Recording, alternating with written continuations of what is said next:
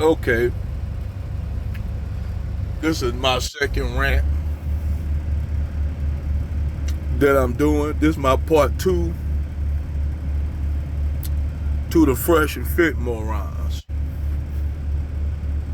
Now, most of your red, if I notice a lot of these red pill motherfuckers, and I also notice this amongst those women who are level up.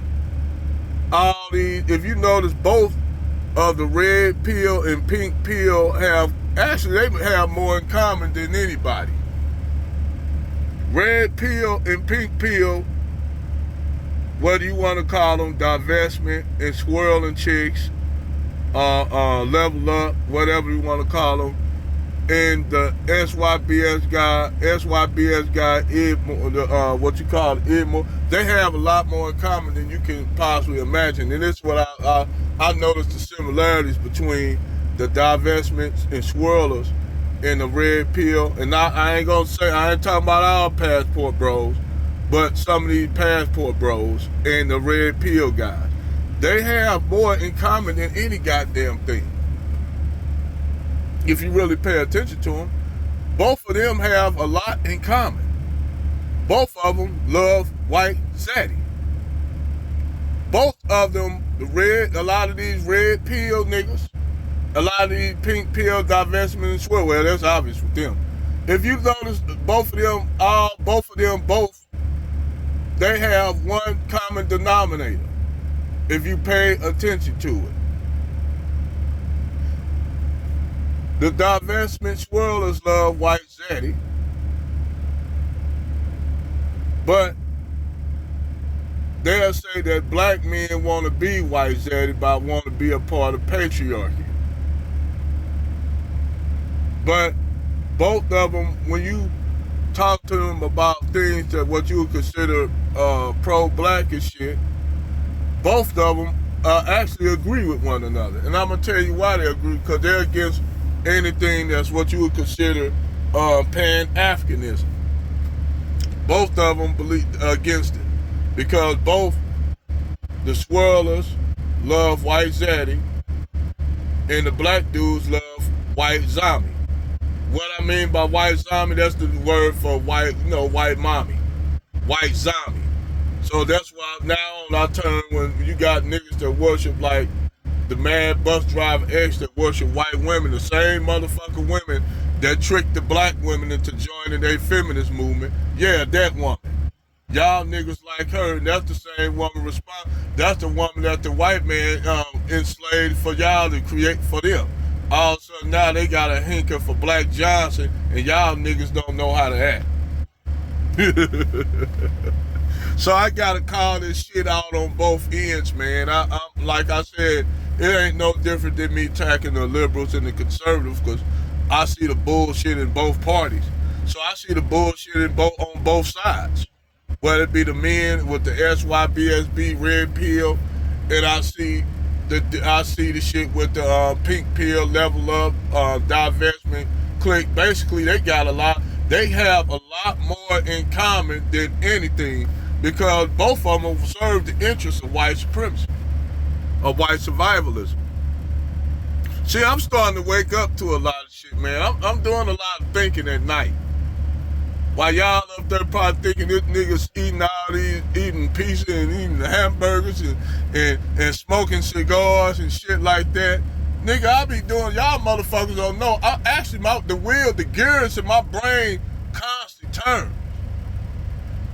My brain is constantly turning even when I'm sleeping.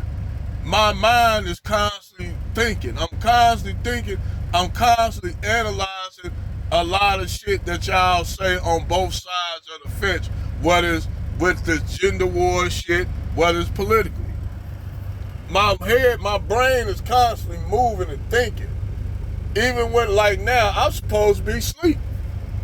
But I wake up thinking, and that's why I'm aging. That's why I'm probably got a lot of getting gray hairs and shit. Because, my brain, I'm constantly thinking. And I guess that gray hairs sometimes do come with wisdom. But I'm constantly thinking. And I start putting I put those puzzle pieces in and those pieces that fit together. And then once I idolized the red pill, SYBSB, which I ain't gonna lie, I did support. I'm gonna keep it 100 with you. I did. And I do support the divestment chicks too. And I'm gonna tell you why I support the divestment and swirling chicks. If they feel White Zaddy a better option for them, hey, go ahead over on their side. Knock yourself out. Hey, I support passport bros. Why not? Now go where you happy at. But see, I'm starting to see a bigger picture. On both sides, a lot of intellectual dishonesty, and it's fucking irritating me to the point where I'm getting sick of hearing both of y'all niggas talk shit. Because I made this suggestion to Sister Chaz, a comment. I said, if you put divestment chicks and SYBS men on the island together, and only thing you give them is your shit, you give them food, you give them what? Alcohol. Now most people say, nah, you don't do like survival. No. This is social project. If you put the divestment chicks, swirling chicks, and you put the SYBS dudes on the island together, since black men, they always saying black men have a problem with coloring, we gonna put a lot of we ain't gonna put too many yellow bones, because we already know niggas gonna go after them due to the fact you got a lot of niggas that do suffer from colorism. We gonna put some brown skin and dark skin sisters in there, but they gonna look attractive. They ain't gonna be ugly. So we gonna put some red pill brothers, SYBSB brothers on this island. All you had to do, throw in some alcohol, throw in some food, throw in some music, and after a while, them niggas, it's gonna be like high school and shit. You know how when you was in high school and all the girls and dudes be awkward before they dance and shit, and then you play a song, they get out there and start dancing, slow dancing and shit like that. I said that's what them niggas do. That shit'd be like high school all over again. They'd be waiting on the motherfucker to make a move. So you make the first move, man. I ain't dancing with them black girls, man. I ain't dancing with them Nikers. But after a while, a few drinks of alcohol, a certain song come on, they gonna say fuck it. Before you know it, they gonna be off there doing all kind of shit on there. They gonna be doing sleeping with each other. Before you know it, you get about 3 or 4 years, you get a medical thing, you get them shit on medical. When you come back, the shit, you gonna have a whole bunch of damn black kids and shit running around on that island.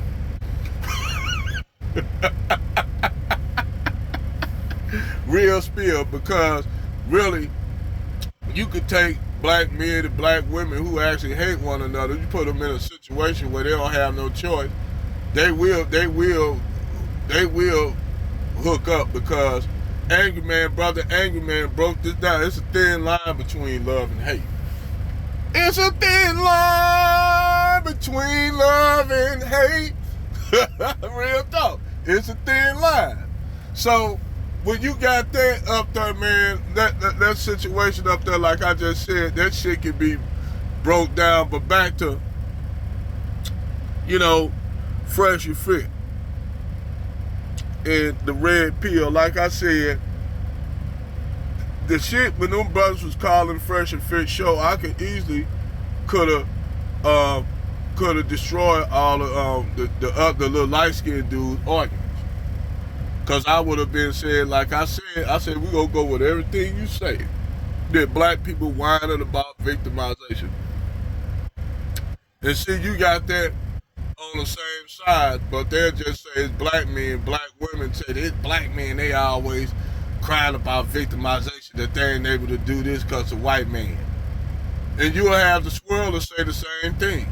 And you'll have the red pill dudes say the same thing. This show you that they got commonality.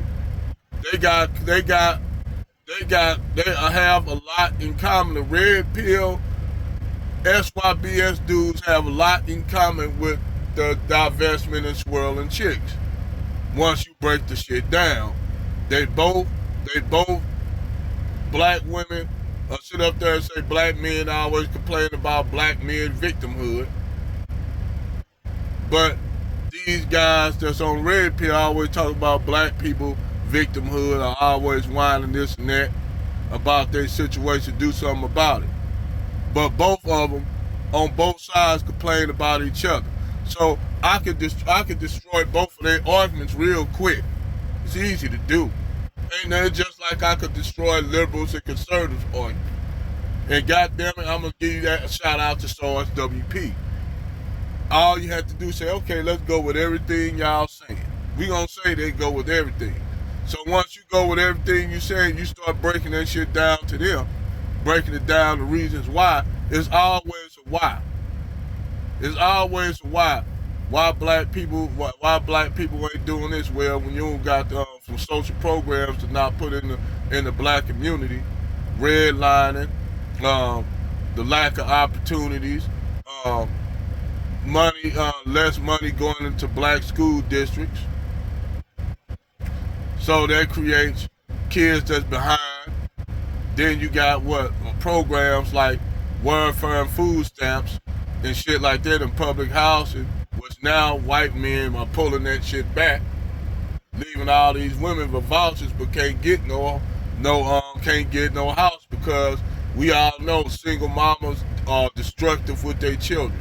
Their kids destroy fucking homes, and it's not worth all that getting on your property on Section 8 for them to have people come in and destroy your property. Then you have to fix it up and renovate it, clean it out. Real talk. Section 8 is just that. When you got people that give them free houses, they don't appreciate the shit because it's not their house. So when you got all those, but you got all this to destroy the black community. This shit was done intentionally. Shit wasn't no shit. They just think, that's systematic racism. That's a myth.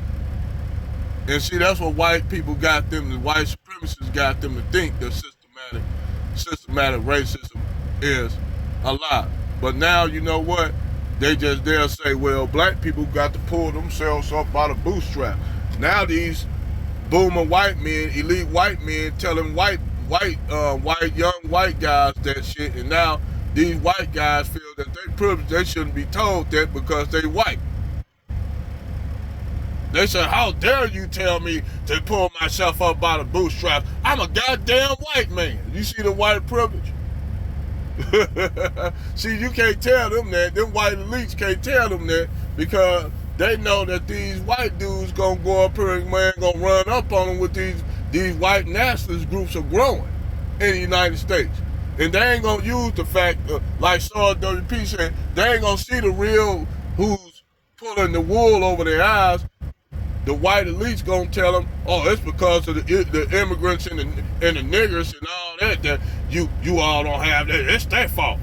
So basically, the white lower middle class, they'll blame everybody else for this situation when it's the ones that's pulling the strings behind all the shit.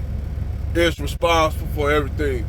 But instead of forming a Voltron with the black people, nah, they gonna believe in they old white doctrine that is niggers, that fault of the niggers and the immigrants. And see, that's why when it comes to y'all immigrant niggas, y'all think y'all gonna be unscathed when these white folks start going nuts out here. Nah, nigga, they gonna really come after y'all.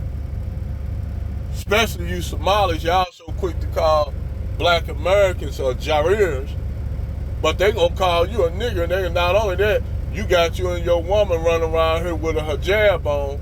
They gonna call y'all not only some niggas, but some goddamn terrorists.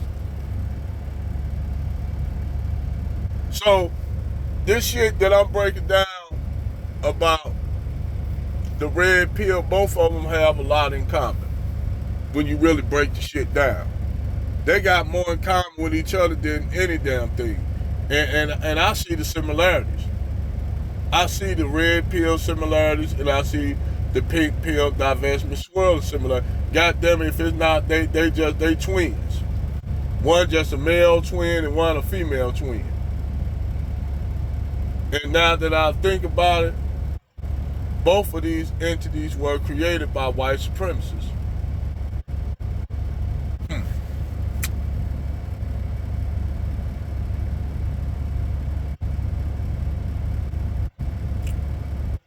Damn it, man. I goddamn found the eye thunder said, give me sight beyond sight. Over and out.